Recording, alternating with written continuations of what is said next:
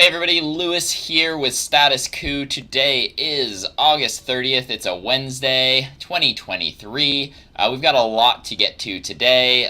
We're going to start off with another unfortunate incidents for Mitch McConnell. I've got some thoughts on it. We're also going to just take a broad look at the unfortunate reality, which is geriatrics in charge of our government, making decisions for 350 million people. More than that in some cases. We're going to take a look at that in regards to the incident with Mitch McConnell today, as well as Biden running for re-election, as well as several others. We're also going to start to talk a little bit about the clock that is almost done ticking here, which is the end of forbearance on the student loans that initially were paused under the Trump administration, extended again under the Trump administration, later extended again under the Biden administration a handful of times. Biden kind of sort of pretended to, well, we're going to go through and try to cancel this. Didn't put up much of a fight as far as doing anything about it. And instead of, while they try to sort out student loan cancellation some other way, and continuing the pause, decided to end it. September 1st, that forbearance ends, interest begins accruing, and folks are expected to start making payments. So we're going to get into all of that, as well as an update on the hurricane that is currently going through the state of Florida at this point. Some devastating images and videos there of just some incredible storm surge, and also just some of the greater implications as far as what this hurricane season is going to look like, especially considering how warm the water is in the Gulf of Mexico right now, and kind of taking a look at, what role climate change is playing in all of this, which is obviously at top of mind for everybody here. For those of you just joining right now, please smash the like button to help get this out to more folks as we jump right into the first topic here. And if you're seeing us for the first time, please hit the subscribe button down below. Easy way to support us, free of charge. Hit the subscribe button, be first to find out when we post a new video. But the breaking news this afternoon, Senator Mitch McConnell at a press conference having a second episode here in about a month and a half where he just absolutely freezes, stands still. Colin, we can go ahead and play that clip. What are my thoughts about what? Running for re-election in 2026. That's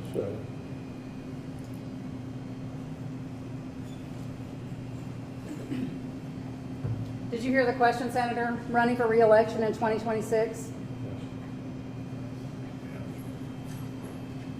All right, I'm sorry, you all. We're going to need a minute. Senator Benny.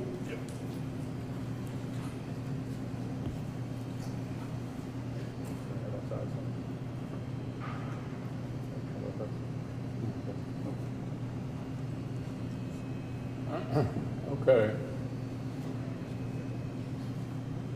Somebody else have a question? Please speak up.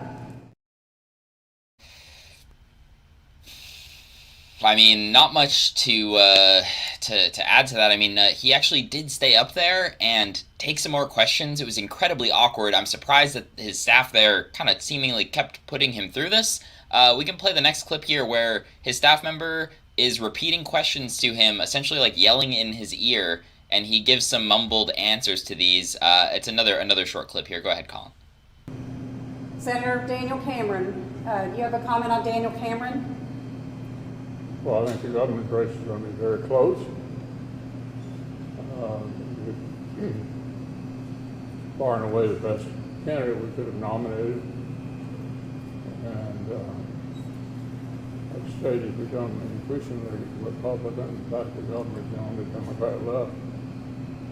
Frankly. So I'm optimistic that Daniel will be our next governor. Okay, I think we can do one more. Senator, what is your reaction on Trump's latest indictment? Would you support him as a nominee? It's a question about Trump. Yeah, I'm not going to comment about the presidential race, either on the Republican side or the Democrat side. Okay, thank you all. Okay, thanks. Thank you. Sorry, thank you.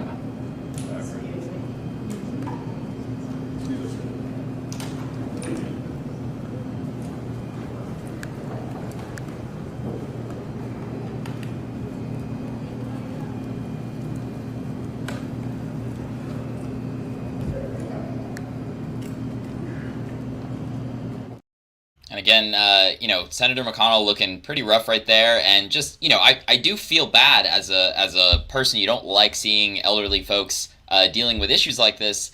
To me, it becomes a whole other ballgame when your job is to represent millions and millions of people. The decisions that you make impact millions and millions of people, and you generally don't know when to take a step back. I'm going to get into a little bit more of that because Mitch McConnell is not the exception here. He is the rule. There are so many people running our country who are in very similar states. We're going to get into some of those additional people. We do have a statement from the McConnell team. Colin, we can go ahead and pull up that tweet that just this afternoon. They said, just in, statement from Senator McConnell's team. Leader McConnell felt momentarily lightheaded and paused during his press conference today. That was the statement that they made.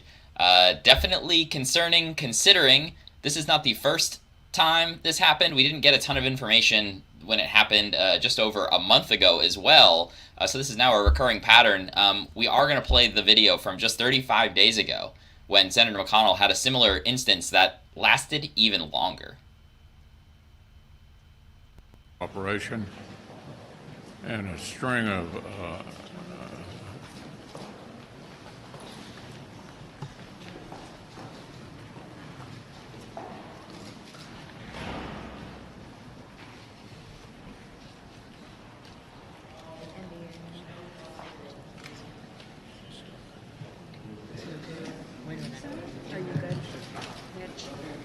Okay, Mitch? Anything else you want to say, or should we just go back to your office? Do you want to say anything else to the press? Go back. Go ahead, John. We'll take it. Let's go back to you. Go ahead, John.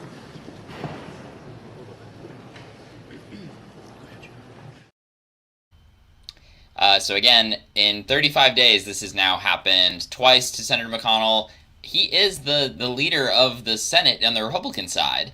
This is not somebody who has an insignificant role. Again, he represents Kentucky. Regardless of the size of the state, these folks need to be kind of at the top of their game. They need to be mentally ready to go. They need to be, in a lot of cases, physically ready to go. And clearly, Mitch McConnell dealing with some issues. I do hope that he ultimately ends up fine from this, but folks definitely deserve some answers about what is actually going on here. The initial question that he froze during was, are you going to run for re-election in 2026? That's 3 more years from now. He's, I believe, 81 right now. This is a similar age as President Biden. That's wild that we're talking about this, but it is unfortunately not uncommon. I've seen a couple folks in the comments here saying, mentioning Dianne Feinstein's name, and we're going to get into her as well because, again, like I said, Mitch McConnell here is not the exception. He is the rule in a lot of cases when it comes to some of these politicians at this point. Senator Feinstein took a couple months of a break from the Senate, not going into D.C. at all. Again, she represents the largest state in the U.S., over 50 million people. Over 50 million people, and you can't go in and make a vote. And now I understand that is, I'm not saying that she should be there. I'm saying to go force herself into these positions, for Mitch McConnell to force himself in to keep doing this. But if you're having these issues recurring time and time again, you really need to consider the potential of stepping down and letting somebody who is more fit to serve the constituents in your state take over. Colin, we can go ahead and play the clip here. This is from Dianne Feinstein. She had essentially one of her early returns back into the Senate on a vote on over $800 billion in military spending, and pretty confused about what she needed to do, relying heavily on her staff. We can go ahead and play that clip. Senator Feinstein.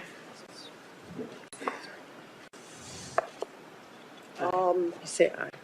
Pardon me? Aye. Yeah. Just say. I would like to support a yes vote on this. It provides $823 billion. That's an increase of $26 billion for the Department of Defense. And it funds priorities submitted. Yeah, just say aye. Okay, just Great. aye. Thank you.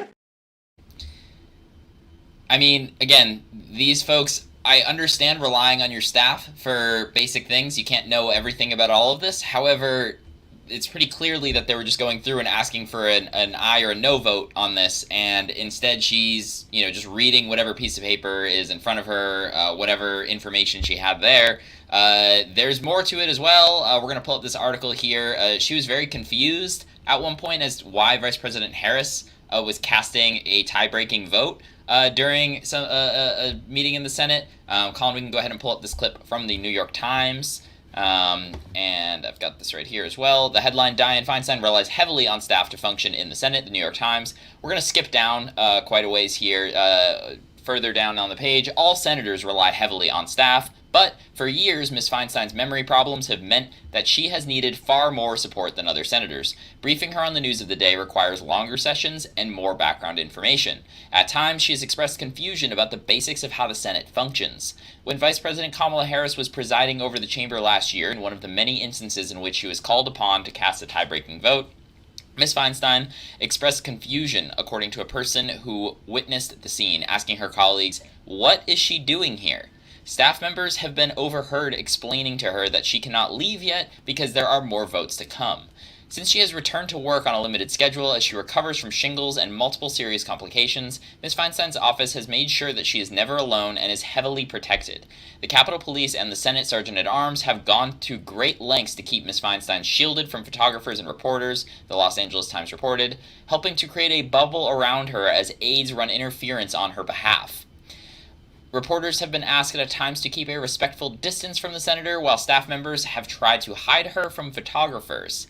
It is an awkward task for Ms. Feinstein's aides, who many of whom go back decades with her. They are wrestling with how to balance their work as public servants with their responsibilities to a vastly diminished lawmaker who remains in charge of representing California's 40 million residents and who sometimes makes public statements that are not true.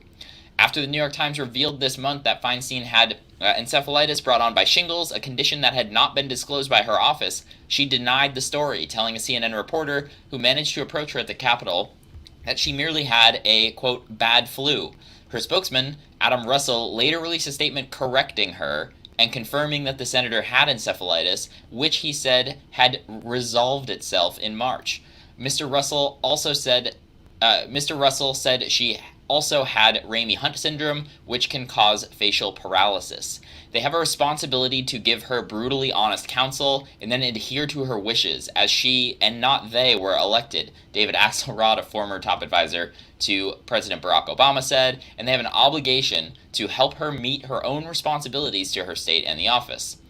Staff members in Ms. Feinstein's office say they engage in frank conversations with her about her future and are not shielding her from reality. So far, she has insisted that she is able to work and has no plans to leave office before her term ends at the end of 2025. She is not seeking re-election. So there you've got, the New York Times releasing this piece. One line that really stood out to me in here, and I want to see if I can find the specific line here again. Asking what is she doing here when the Vice President of the United States, also the President of the Senate, is in there. That is shocking. Does she, even have a concept of who the Vice President is at this time or what is going on if you do not know what the situation is there? Feinstein had no problem, essentially, preventing, for a period of time here, judges from being confirmed because she was on the Judiciary Committee while she was away. But the establishment in general, the establishment Democratic Party, is happy to keep these elderly folks in power, especially in a state like California, because, arguably California, the most progressive state in the country, or the most left-leaning state in the country in a lot of measures, not all of them, but in a lot of measures, definitely up in that direction, would very likely have a more left-leaning senator if Dianne Feinstein were to step down sooner, if Senator Feinstein were to step down sooner. So they keep this person in power. They keep her in power because she's especially in today's politics, very much more of a moderate centrist type character here. And, she'll basically do whatever the party line is telling her to do. That's not necessarily what her constituents would actually want, but we all know how difficult it is to primary challenge somebody like a Dianne Feinstein, like a Nancy Pelosi, like a, Senator Mitch McConnell in Kentucky, so on, so on. So they're happy to keep these folks in power. And, it's really unfortunate because obviously, like I said, on a human level, I feel terrible for Dianne Feinstein and for Mitch McConnell, and that these people are, coming to the end of their life. I see it with, frankly, family members of my own who've gotten older, and you start to see the decline. You feel bad. But again, you are a public servant. You're a public servant. Dianne Feinstein works for 40 million people in California. Mitch McConnell works for a couple million people in Kentucky. Joe Biden works for and we'll get to Joe Biden in a second, don't worry. He's arguably one of the most important men in the world. Decisions that he makes affect millions and millions and millions, hundreds of millions of people, if not billions of people. Is this okay with us that this is the case? I don't think so. I don't think this is all right. And to add to this, it's not just health in a lot of cases. These folks have been in there so long, there's a layer of corruption to all of this as well. I'm going to get into one specific here. We could do this with any of these folks, Mitch McConnell as well, but Dianne Feinstein, very similar to her colleague over in the House, also from California, Nancy Pelosi, some of the best stock traders in the country. Man, Dianne Feinstein's out there paying attention all day to what's going on here. Or is there something else to it? I don't know. Let's take a look. We've got a thread here, or a tweet here from Unusual Whales. There's a couple of them here. If you don't know Unusual Whales, they generally they became popular a couple years back. They follow the stock trades of members of Congress, among other things. We can go through this one here with Dianne Feinstein. So Dianne Feinstein is reportedly surrounded at all times by aides who explain what's happening when she grows confused. The aides remind her how and when to vote. Feinstein, 89 years old and worth $200 million, yes, $200 million, has some of the most unusual trades in Congress. Let's take a look. Feinstein reportedly attended COVID hearings by the CDC in early January 2020. Afterwards, her husband sold between $1.5 and $6 million in stock in Allogene Therapeutics, amongst others. The stock market collapsed shortly others. Feinstein was cleared by the DOJ. In April 2018, Mark Zuckerberg testified before the Senate Judiciary Committee, which Feinstein sat on. But in January 2018, Feinstein's husband bought $250,000 worth of Facebook stock. Only in May of 2018 did Feinstein disclose the Meta purchase. Feinstein literally praised Meta at the hearing. In August 2020, Feinstein's husband purchased $50,000 in College Reaction, a private polling company. On January 6th, the day of the Capitol strike, Feinstein said that the, quote, previously unreported transaction conducted by my spouse should have been disclosed. She did not pay a penalty. On December 4th, 2009, Feinstein and her husband bought $1 million in Amyris Biotechnologies. It was their only transaction of the entire year. Weeks after, the company was awarded a $24 million governmental grant. Later, Feinstein introduced her own bill that benefited Amyris Biotech, that benefited the company specifically. In July 2011, the Postal Service entered into an exclusive contract with the real estate firm CB Richard Ellis Group. Feinstein's husband just happened to be the chairman of the company, or the chairman of the company's board of directors. Furthermore, he served on the Global Development Council on Obama's council. Those are just a couple of examples here. Again, we don't have all day. You could go through and pick this out with folks that Mitch McConnell is dealing with. You could go through and pick it out with Biden. But when these folks are in power for as long as they are, and they don't get punished, they just do whatever the hell they want, frankly. That's not benefiting you and I working for constituents. That's literally just, essentially using your position of power to better yourself. And who knows what the implications are for constituents in many cases. So that's just one example here, and we're going to get into Joe Biden in a second here, who, again, kind of falls into this issue of being, let's say, advanced in his years, putting it lightly. But for those of you just joining right now, please press the like button down below to help get this out to more folks. We really would appreciate that. You can also subscribe down below to be the first to see our videos. We're still releasing a bunch of content from my latest trip to East Palestine, Ohio, where we've been on the ground not once, not twice, not 3 times, but 4 times on the ground in East Palestine over the last 6 months.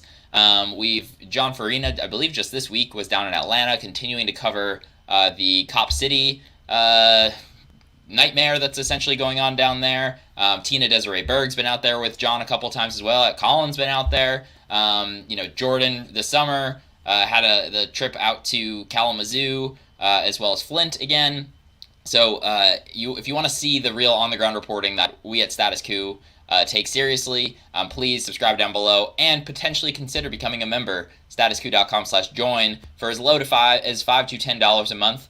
You actually support us going on the ground to go cover some of the most important stories, not some of the most important stories in the country that the mainstream media and most of independent media ignore. So many other independent media do not get out of the studio, do not get out of their office, and just sit here doing what I'm doing right now without going out and also going and seeing the horror show that is happening in so many places across the United States of America that, frankly, all of these geriatric politicians have no freaking clue about. They don't understand the lived experience of the vast majority of Americans in this country, which is a real problem. And speaking of real problems, we're going to move on to Joe Biden here.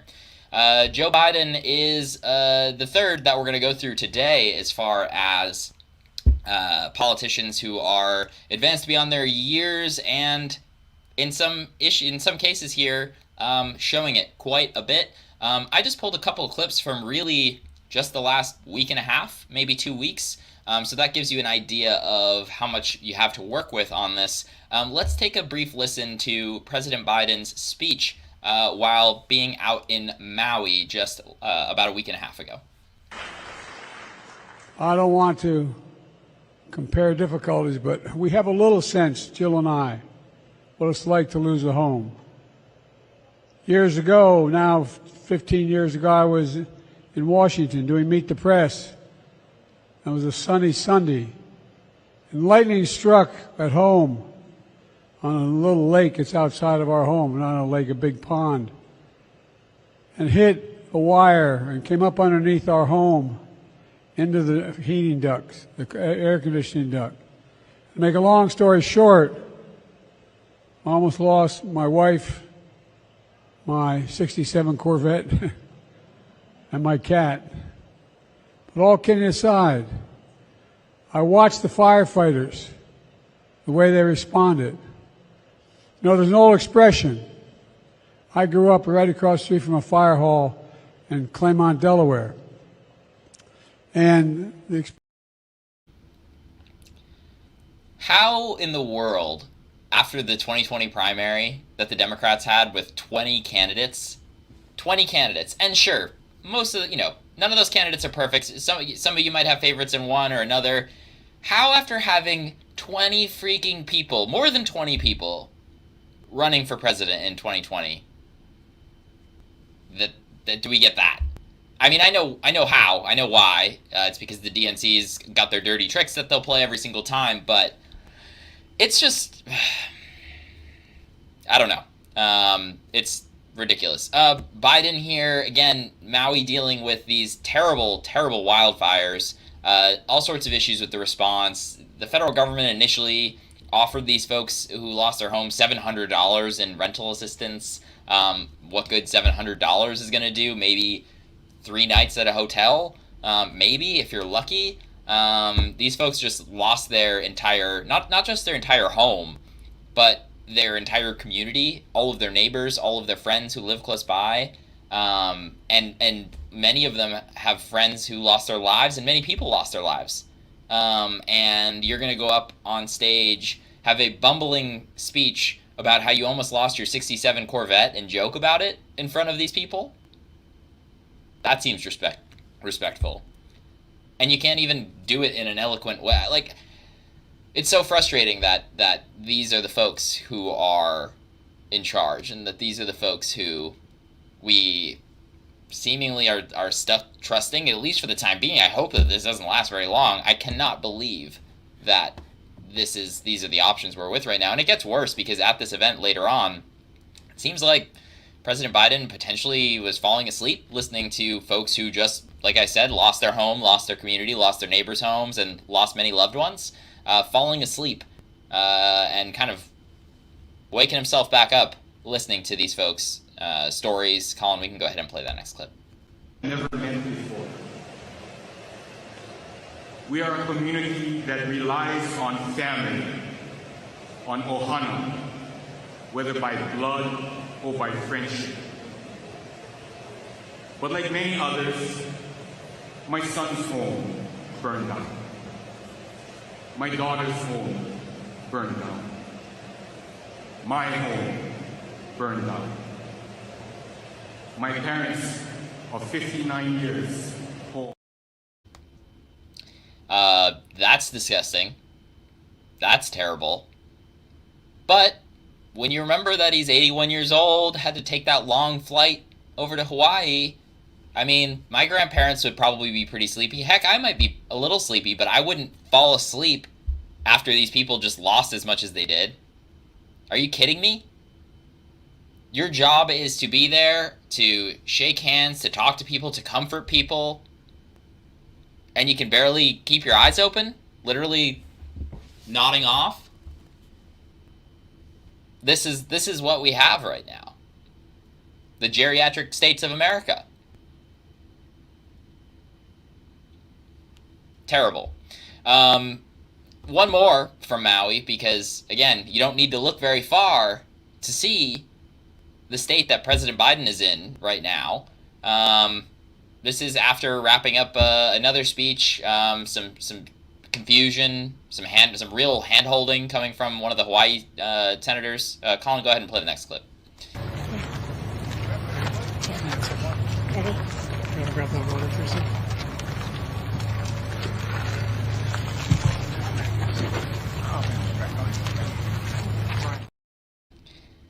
Literally, the senator there being like, "Oh, do you want to get a little sip of water?" As he's standing there, confused, not sure what to go do.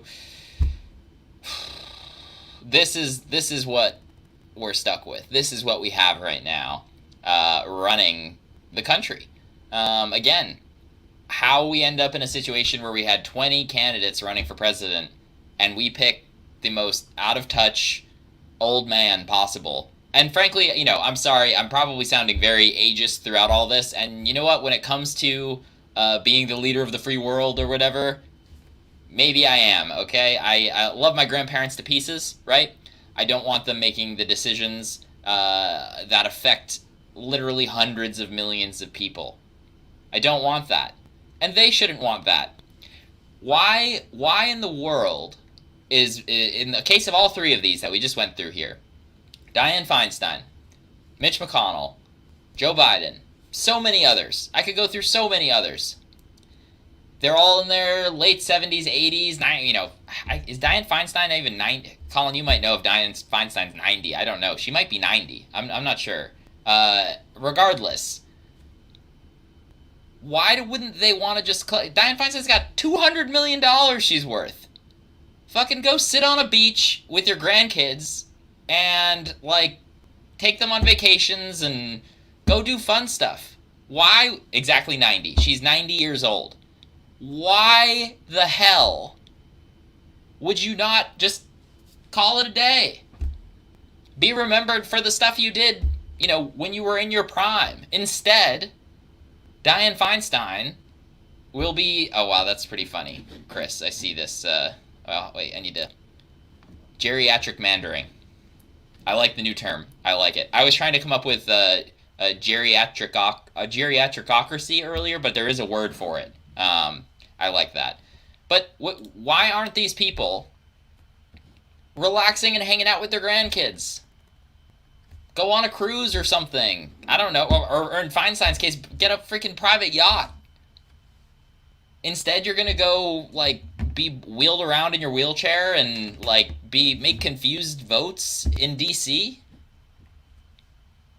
What's in it for you at that point? What are you... Like, the decisions that you were voting for, like, you have no stake in them. Sure, your grandkids, your kids will, but, like, let the next generation come in and make those decisions. You're voting on things that will not affect you at all. And so many of these people are so out of touch that they have absolutely no clue. They have absolutely no clue what the lived experience, the actual issues that people who aren't worth $200 million have to deal with on a regular basis. They just don't know. They don't. But this is what we're stuck with. And they hold so much power right now, and I'm going to get into one specific example right now. Today is the 30th. On September 1st, the Biden administration will have officially ended the pause on student loan forgiveness. That means forbearance ends September 1st. Interest begins to accrue, and the initial promise of student loan cancellation of, initially, during the end of the campaign, and then when he promised it, in the beginning of his administration, of $10,000 in student loan forgiveness, and upwards of $20,000 if you had Pell Grants. Now that's gone, and not only is it gone because of the Supreme Court and whatnot, which that's fine. Okay, Biden doesn't run the Supreme Court, sure, right? But there are other alternatives that he can go through to try to fulfill this promise that he made. And instead of continuing to delay the payments on student loans, instead of continuing the delay, which he 100% has the authority to do, both him and President Trump have done it a couple times now, instead of continuing to delay, he's decided to stop the pause, stop the freeze, and there's currently no solution in sight. So now millions and millions of Americans need to start paying their student loans again. Again, very, very out of touch. And, we were told time and time again, I've referenced the 2020 campaign a couple times now here, that Joe Biden was the man to get things done. He's going to get it done, right? If he says it, God darn it, he's going to do it, right? Joe Biden's the one to do it. That's why we like him. He's going to get things done. And whether it's student loans or so many other things, it seemingly is not. Colin, I believe we've got a little bit of a compilation here that we've used before, but really to drive this point home that Joe Biden was the one to do it. Go ahead.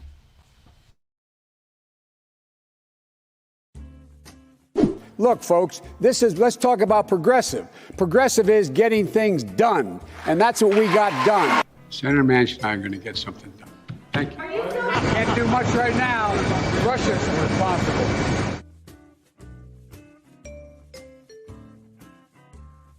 There's a lot of young people out there who are supportive of a more, I won't say rational, a more practical path to get things done. Can't you issue an executive order? Trump passed those out like Halloween candy. Yes, sir.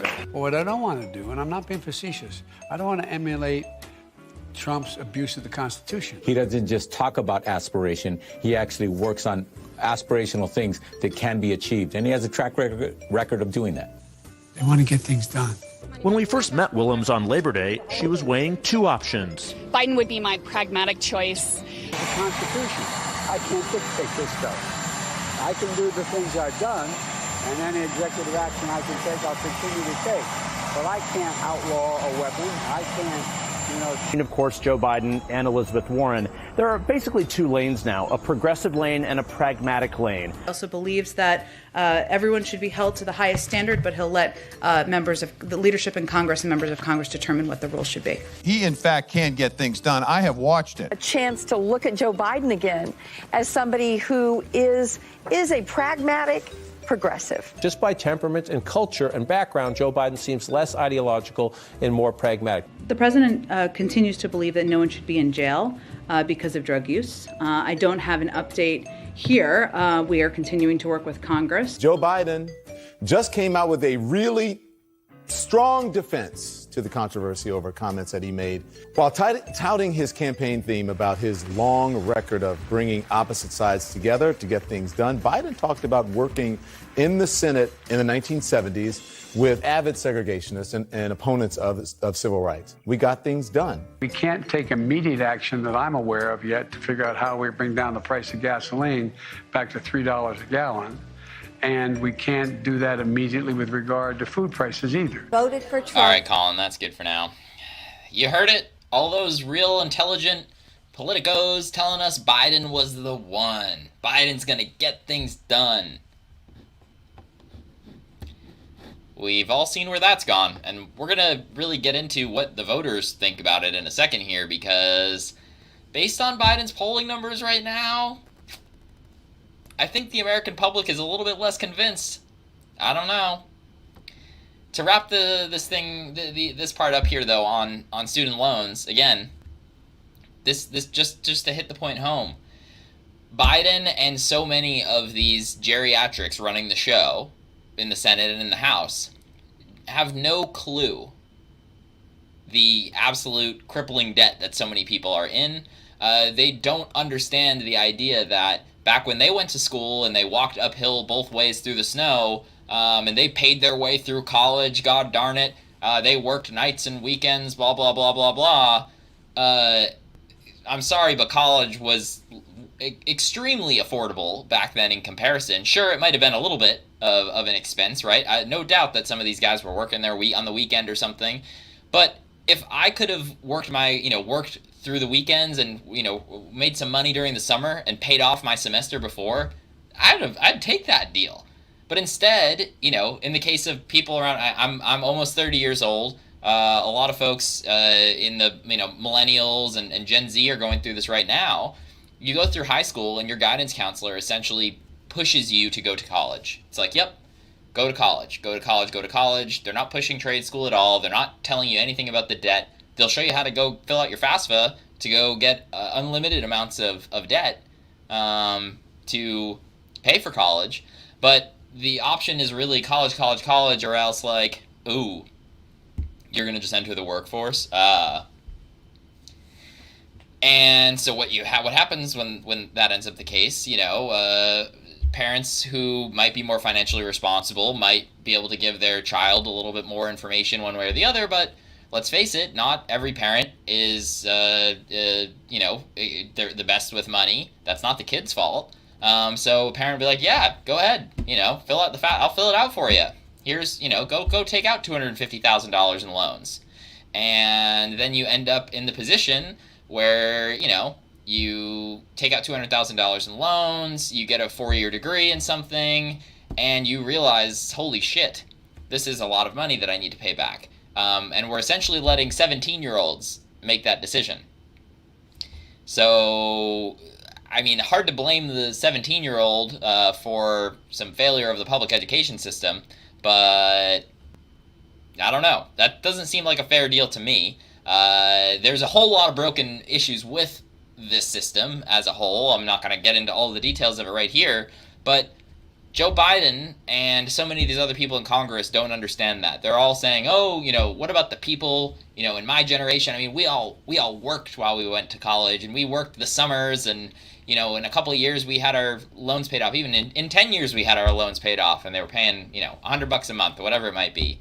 That is not the same as what it is now. There are plenty of charts, I don't have one right here for you, that compare the cost of college tuition versus the increase in wages, and it's nowhere close. It's nowhere close. College tuition is essentially a straight line up.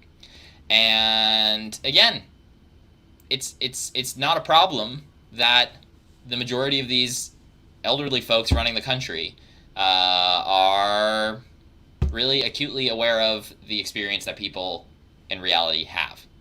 And you know what? Instead of keeping the promises and getting things done, like Joe Biden has said that he would do, instead he's going to go around now essentially touting what a great job he's done, especially with the economy, right? Let me everyone ask yourselves, the economy's doing great. Prices have come down like crazy. gas isn't expensive, right? That's the experience you're having. You go to the grocery store now and like the dollar goes so far. Ugh, you go out to eat, so far. Gas, I mean, I just drive everywhere now because gas isn't not an issue at all. That is clearly not the case. We can take a look, actually. We'll use one of the examples here of gas. Colin, we can go ahead and pull up the gas prices. This is the last year for gas prices. So basically exactly where we were at the beginning of the year. The average gas price in the United States right now is almost $4 still. You can even look at, Colin, do you mind clicking the 3-year one? Because when you look back, I mean, sure, when you look at it like this way, in the peak there is at like $5. Sure, we're not paying $5 a gallon for gas anymore, right? We'll give you a small victory right there. But we're paying $4. And $4 a gallon for gas is still really expensive, especially in a country where you don't really have a lot of other options unless you live in a major city. And if you live in a major city, it's still pretty inconvenient unless you're fortunate to have an I'm a big e-bike person, so I'm able to talk about e-biking in here. If you live in a place where you can bike or something like that, but in so many parts of the country, it's either dangerous to bike, the public transportation is terrible. So gas prices is a major, major, major indicator when people look at the economy here. And right now, Bidenomics, we're looking at the economy, baby. And gas is expensive. Food is still expensive. Sure, inflation is growing at a smaller rate than it was before, but costs have not come down. Inflation hasn't come down. And to be kind of leading with that right now and leaning into that feels extremely risky. To me, at least. It feels very risky. I'm curious what you all think about it, but it's definitely, the strategy is tricky, and it doesn't seem to really be working so far in the polls. Colin, we can go ahead and pull up Biden's approval rating right now. And, this is one poll. They're all fairly close to this, though. Approval of Biden's job, 43%. Disapproval, 54%. That was just from last week. Some of these polls for Biden's approval rating that I've looked at today are 38, 39%. 38 or 39% approval rating. That is not good, and you don't want to be running on your economic record with those approval ratings numbers. This one was shocking. I actually love this poll question. And actually, before we show it, and I want to give folks a second to see if they can put it in the chat here. What's the first word that comes to mind when you think of President Biden? The first word that comes to mind when you think of President Biden. It can be like 1 or 2 or 3 words. And for those of you watching, I literally want you to put it in the chat here. And if you've been quiet, put it in the chat right now, because this was an interesting one. This was a very fun one. So we've got old, mush, nap time. I like those. Liar, Sleepy Joe, teleprompter, fart, and old. Okay, that's enough. Senile. All right. Let's take a look at this legitimate poll that came out here. And y'all are pretty spot on. We've got the highest one on here, with the most responses, was old, outdated, retire, elderly, aging, senile, and dementia. Some of the other responses on here, those 26 people had responses that sounded like that. The next highest, 15 responses, we had slow, confused, idiot, ignorant, sleepy, gaff, and bumbling. We'll continue. The 13th one, with 13 responses, was just general negativity. It said bad, terrible, disappointing, joke, or profanity. And then the next highest one, 6, was corrupt, criminal, crooked, compromised, traitor, con artist, and puppet. Let's see. There are barely any positive responses here. I'll try to find a couple of them. So again, that was 26, 15, and 13. Excuse me. Responses that were all very negative. And there are a lot more negative ones on here. We've got liar, dishonest, untrustworthy, disingenuous, fake. 3 people on the poll said president/leader. That's not even really a positive. That's just objectively what he is. We have got 4 who said nice, caring, folksy, decent, humble, honorable, empathetic. That's great and all, but 4 compared to 26 is not great on here, obviously. A couple people, again, literally described him as a politician, a Democrat. Somebody said socialist, which is pretty hilarious. I think y'all probably appreciate that. Socialist, yes. Yeah, I mean, that one, questionable, mediocre, boring, weak, unafraid, unqualified, unfit, ineffective. I don't know. Some of those are going to be very hard for President Biden to get over as we move through this. But, man, I love this poll. There was one for Trump, too. And a lot of his, I have it right here, but a lot of his were heavier on corruption, untruthful. He had a couple on age, but it was like 5, like 5 people saying age issues, whereas obviously one of the highest responses there with the Biden responses there was age. So that's obviously a tough poll if you're in the Biden camp here. And then when you just straight up look at what is unfortunately the likely scenario that we're all going to end up with, which is, I can't believe it and I hate to say it, but President Biden versus President Trump in the election, unless Trump ends up in jail, it doesn't look much better for Biden. A lot of the polls right now, and Colin, we can go ahead and pull this one up, essentially have them tied or within the margin of error in a lot of these. This one actually has Trump up by 1, 45% to 44%. There have been a couple polls that came out too that have included Cornel West, who is also running in the Green Party, that have it even a little tougher for Biden. I mean, these are not good numbers, and it's because you don't have a real bunch of successes to stand on. And then you go out and, he hasn't even started campaigning yet. I mean, Biden is going to need to start campaigning more, and we're going to have clip after clip after clip of this man just continuing to gaffe, continuing to mess up. It's unfortunate. Even in his case, I said this before about Feinstein, Mitch McConnell. Why do you want to do it again? He was just at the beach last week. Obviously you like doing that. Go hang out at the beach. Play with your grandkids. Drive your Corvette that you almost lost in your house fire. What even is the point anymore? What are you trying to prove? It doesn't make sense. It doesn't make sense. One more poll, and then we're going to get into an article that actually talks a little bit more about this. Biden is actually losing support amongst Black Americans now. This is comparing 2020 to 2023. In 2020, 91% support for President Biden among Black voters. In 2023, 61% support among Black voters. That is a 30-point drop, and also a 12-point gain for President Trump. But the headline there is a 30-point drop for President Biden, support among Black voters. And I mean, it becomes fairly obvious why when you start to look at the specifics. We've got an article here from the New York Times. Biden looks for new ways to energize Black voters.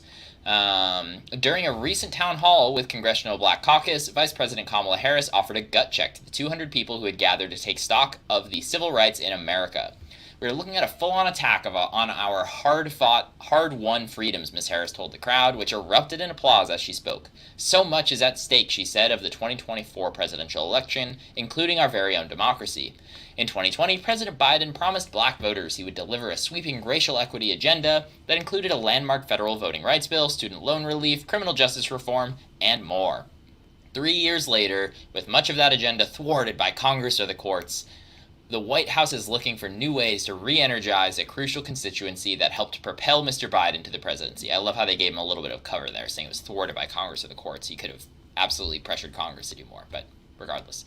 That means describing the state of the election in stark terms, as Ms. Harris did over the summer in Boston, arguing that the Republican Party is trying to reverse generations of racial progress in America. But Mr. Biden is also asking voters to judge him on a series of achievements that benefit Black Americans, but that are hardly the marquee promises from his early days of the administration. In recent weeks, the Biden administration has gone out of its way to highlight its economic accomplishments, which include the lowest Black unemployment rate on record and the fastest creation rate of Black-owned small businesses in over 25 years. It has pointed to social policy efforts such as increased enrollment in Obamacare and closing the digital divide as examples of real impacts on the Black community. In an opinion essay published on Sunday in the Washington Post marking the 60th anniversary of the March on Washington, Mr. Biden said, his stewardship of the economy, a top concern among Black voters, was helping to fulfill the nation's promise of equality. Again, pushing the economy here. The president wrote that his administration was, quote, advancing equity in everything we do, making unprecedented investments in all of America, including for Black Americans.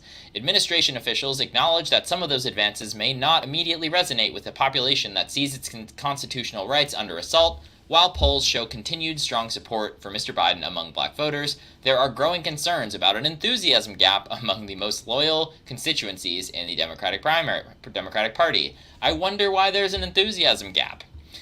Neera Tanden, Biden's domestic policy advisor, said the president was focused on dismantling inequities that have been embedded for decades. I think we'll have a transformative change, Ms. Tanden said, pointing to executive orders Mr. Biden signed in his first days in office, which directed federal agencies to consider racial equity when it comes to the distribution of money and benefits. But, she added, it won't be something millions of people feel in a minute. For Black Americans like Maya Corbett, the promises of future benefits ring hollow.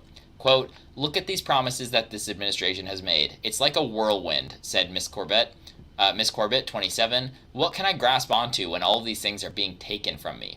Miss Corbett, who graduated from college just months before the coronavirus pandemic, brought student loan payments to a pause, had been banking on Mr. Biden's promise to cancel up to $20,000 in student loan debt for millions of borrowers. When the Supreme Court ruled in June that Mr. Biden's plan was unconstitutional, Miss Corbett, like many Black Americans, felt a familiar sting of disappointment. The fact that the decision came just 24 hours after the court struck down affirmative action in college admissions, a long-standing mechanism for economic and social mobility for Black people, was almost disorienting. It's like you get to the steps of equity, and the steps are torn down, she said. This is, again, just devastating for the Biden administration here, because what are they actually doing? The woman who's interviewed here states it very clearly. Again, and this is true for Black Americans. It's also true for a lot of, working class, low income white Americans too, or whatever race you are. It hurts everybody. You can't tout this record of things that you really just didn't do. It's not doing it. And again, student loan forgiveness is a big one. That would actually directly help so many people, including so many Black Americans. It's like probably the most direct thing you could do to like really, really, really help millions and millions of people. I'll be fully transparent here and say myself included. I have student loan debt. I had Pell Grants. I actually would have had $20,000 in student loan debt forgiven, which would have left me with just, it would have been a very manageable amount left to pay off. A very, very manageable amount left to pay off. And instead, I have over $20,000. I don't want, other people are in way more debt than I am and are in way tougher of a financial situation. But this would have helped a ton of people. Tons. And instead, it's not. And instead of just continuing the pause, at least, we are ending the pause. The pause that even President Trump, the pause that President Trump started, continued. Biden continued for a little bit. And then for no real reason is ending. And then, the Biden team is going to wonder why their poll numbers look the way they do just for, at all sorts of different segments, whether it be Black Americans, whether it be asking to describe what word comes to mind when they think of President Biden. I don't know. It's going to be an interesting election cycle, and not in a good way. I hope something happens here, but I am not convinced. We're going to go through just a couple more things here today. We're going to move into an update on the hurricane that has made landfall today in Florida. Before we get to that, please smash the like button for those of you watching. Also, we're talking a lot of politics today, but a major focus of Status Coup is our on-the-ground reporting. Again, just a week and a half ago, 2 weeks ago, I was out in East Palestine, Ohio, where the toxic train derailment happened back in February. Those folks are, frankly, still dealing with so many issues, dealing with gaslighting from the EPA, from other federal agencies, from the railroad, and not being helped whatsoever. We've been posting a lot of interviews from that trip. If you have not seen them, I highly encourage you to check them out. They're right here on the channel. More are being posted as well. If you want to see those, hit the subscribe button down below to make sure that you are some of the first to see them. And if you want to support our actual on-the-ground reporting across the U.S., whether it be places like East Palestine, Flint, Michigan, Atlanta, wherever it may be, Status Coup, you can count on us to be on the ground covering these things. You can help us out by going to statuscoup.com/join and supporting us for as little as $5 to $10 a month. That's it. I know it doesn't sound like it might help $5 a month, but when we get hundreds and hundreds of you together, it makes it possible for us to be able to actually go on the ground to talk to people who are affected by shit like what we're talking about right now. To go talk to people in Middle America who so often are left out of the picture. To talk to people in places like Jackson, Mississippi, who have been forgotten amongst their own water crisis. To go cover all sorts of important stories that frankly are ignored way more than they should. Statuscoup.com/join is the place to do that. Let's get into here a few clips with Hurricane Idalia, I believe it is. We're going to play a couple clips here from the Weather Channel's Jim Cantori. He's been on the ground in Cedar Key, Florida. Colin, if you're able to, we can just kind of play these three clips back to back.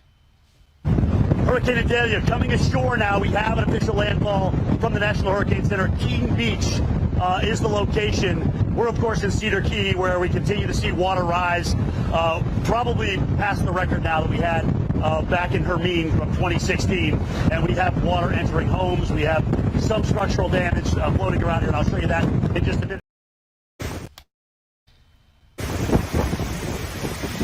Incredible storm surge here this morning at about 7 o'clock.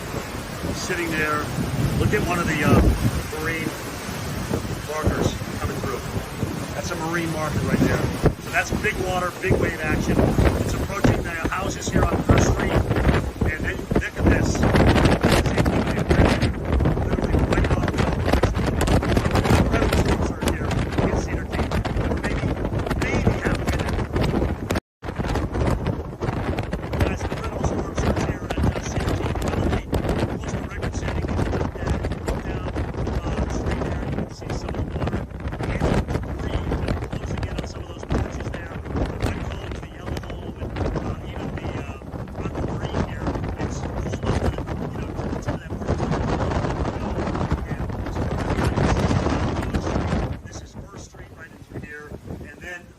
Down toward kind of the center of town where everybody concentrates. Again, water as far as the eye can see here in Cedar Key.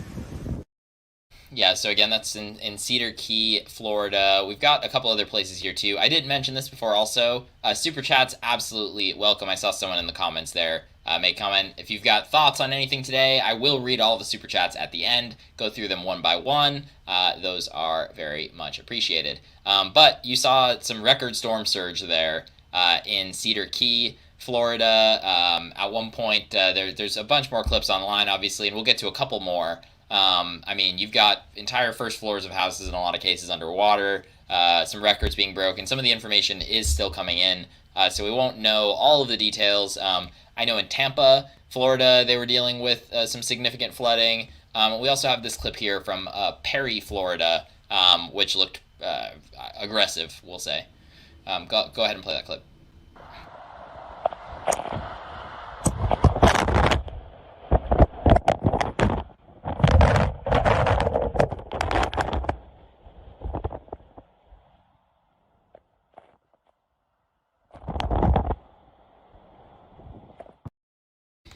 So again, yeah, I mean, you saw some of the wind there, and this hurricane, elevated initially from Category 3 up to a Category 4. When it made landfall, it went down a little bit again, but man, what a devastating storm to come through, and this is unfortunately, from a lot of the folks that we're talking to, a sign of things to come right now for the rest of this hurricane season. Right now, we've got the Gulf of Mexico essentially at record warm temperatures. This has been kind of something that's been sounding an alarm for a lot of folks who report on the weather, climate scientists, all of this sort of stuff, breaking records in water temperature in different parts of the globe. We've had air temperatures breaking records across the globe. Where I live here in Austin, Texas, we just ended 45 days in a row of 100 degrees or more every day without a gap. 45 days in a row. The previous record was like 20-something days in a row. And the gap was one day of 99. Not joking. So, other parts of the country, we had, I think it was like 140 or something crazy. You've got out in the Middle East, in China. So we're getting all sorts of these crazy records. We've got more wildfires than normal, due to lack of rain in a lot of places, leading to drought conditions. In other parts of the country, we've got insane amounts of rain. In other parts of the world, even, insane amounts of rain and flooding, and it seems like all sorts of these things continue to pile up. And yeah, it's absolutely concerning. So as far as hurricanes go for the rest of the hurricane season here, folks are absolutely concerned. We can go ahead and pull up this article from The Guardian. High ocean temperatures fueling Hurricane Idalia as Florida braces for landfall. Hurricane Idalia, which has triggered evacuations as it threatens to pummel the northern reaches of Florida, is being fueled by unusually high temperatures in the Gulf of Mexico, part of a trend of extreme marine heat that has dominated the summer. Idalia has churned across the Gulf of Mexico as a Category 1 storm, but is expected to strengthen to a Category 3 event by the time it crunches into Florida's west coast on Wednesday, making it the first hurricane to hit the U.S. this year. Since this was written, it actually did go up to a Category 4 for at least a period of time. The rapid intensification of the hurricane, which is expected to bring storm winds, rain, and storm surge of up to 12 feet as it travels across northern Florida, has been spurred by ocean temperatures that have remained persistently elevated throughout the summer. The eastern parts of the Gulf of Mexico have been around 87 degrees Fahrenheit to 89 degrees Fahrenheit in recent days. That's 30 to 31 Celsius for those of you in other parts of the world, several degrees above the long-term average and part of a vast network of marine heat waves that have covered nearly half of the world's oceans this summer. Scientists have said extreme oceanic heat is consistent with the expected impacts of the climate crisis. The exceptional warmth of the Gulf extends down to about 165 feet below the surface of the area where Idalia is traveling through, a rare occurrence described as otherworldly by Andy Hazelton, a scientist at the National Oceanic and Atmospheric Administration, which is NOAA. This level of ocean heat alone would be enough to make Idalia a devastating Category 5 storm, scientists have said, although other factors such as wind shear will influence the ultimate outcome of the tempest. Hurricanes gather strength from warm oceans and moisture in the atmosphere, which are both facets of global heating.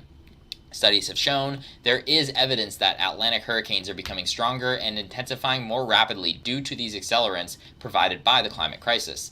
The current naturally occurring El Niño climate phenomenon, which has heated up the equatorial Pacific Ocean, is normally associated with a weaker hurricane season in the Atlantic, but NOAA recently warned of an above-average period of storms due, in part, to the extreme heat that has accumulated in the oceans. The oceans have absorbed, this was pretty wild to me, the oceans have absorbed about 90% of the extra heat due to the release of greenhouse gases from burning fossil fuels, with the heightened temperatures causing stress to fish and bleaching and even death to coral reefs. Professor Michael Mann of the University of Pittsburgh told CNN, "We have bathtub-level warmth with these waters in the Caribbean and the tropical Atlantic. It's been the warmest year we have ever seen when it comes to Atlantic Ocean temperatures and global temperatures as well."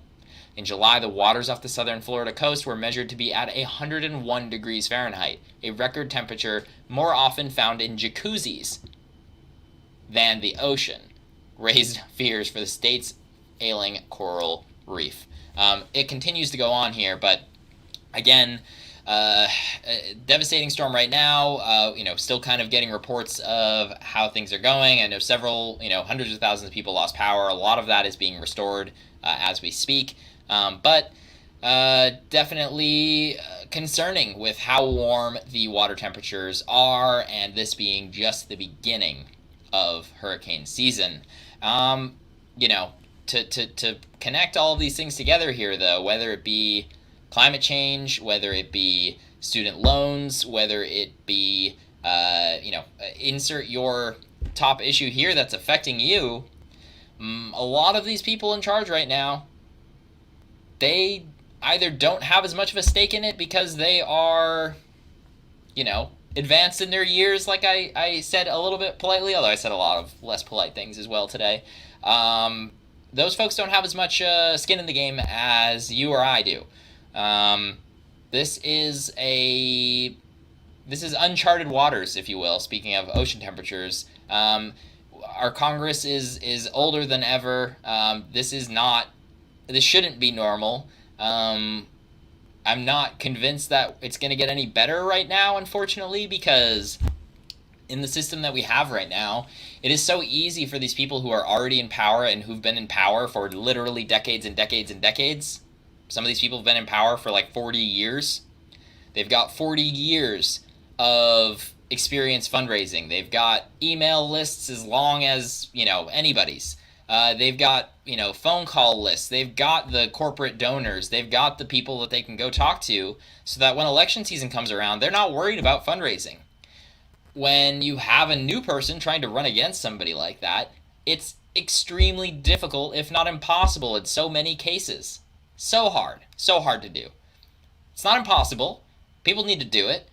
But, man, it's going to be a tough battle to get out of a system like we are in right now. So we'll ultimately see where all of that goes. I am going to go through a couple super chats here. Let's see. We've got a couple here. First one, Penny Arcos. $2. Thank you, Penny. Meeting Rep. Omar in Minneapolis on September 6th. Any questions for her? Ooh. Any questions for Rep. Omar? I mean, let's stay on theme for today. You can ask her about, there's probably better questions than this, but you can ask her where she is on Biden running for re-election, where she is on term limits and this sort of thing to stay on the theme for today. I can come up with something better for you. Send us an email, info@statuscoup.com, and Jordan and I will come up with some good ones for you to ask. Penny, thanks so much for the super chat. We appreciate that. $2. Next one, Penny Arcos again, $20. How clean is green? Solar farms equals land grabs. Deafening wind farms invade native land, pollute soil and H2O. EVs equals 5 times flame, lithium, cobalt, ale mining, nuke. I mean, there's definitely green energy. Some of it's not perfect, but a lot of it is a lot better than the alternative, which is continuing to burn fossil fuels. I'm in support of nuclear in a lot of cases, but I don't think that we should be giving up on green energy for sure. We might have a bit of a disagreement on that, but absolutely there are issues with different parts of the supply chains, especially with batteries and whatnot. But I do not think that is a reason to continue to just burn fossil fuels. We know what that's doing right now, and it's kind of what we just talked about. But yeah, there are some valid points here though, where if we're there are places and the right places to do some of these things. There are places that are not the right places to do them, but we absolutely need to be transitioning more to green energy, using solar, wind, whatever it may be, to make sure that we don't continue just burning more fossil fuels and seeing where that gets us. Last one here, again from Penny, very active. We appreciate the super chats, Penny. Frenchonomics spend $216 million to destroy 80 million gallons of wine. Not sure what you're referring to there. Instead of destroying the wine, though, I would gladly take the wine. My wine rack back here, although I shouldn't, okay, you can't see how messy it is back here, is empty. which is a problem, but I am moving not anywhere far. I'm just moving across town literally on Thursday, so my wine supply is a bit low right now, which is a little bit of a bummer for dinner, if I'm being honest. Yeah. Alrighty, well, with that was some interesting ones to end it on. Really appreciate everybody for joining us today. We'll be back tomorrow. I believe Jordan will be live tomorrow night, 5 p.m. Eastern. Definitely, if you're not subscribed to us already, please hit the subscribe button down below. Really appreciate that. And you can make sure you're the first to see new videos as they come out. Where'd it go? Wine, but not DeWine. I like that, Chris. Wine, but not DeWine. Thank you all so much for watching. Really appreciate it. Have a great night, everybody.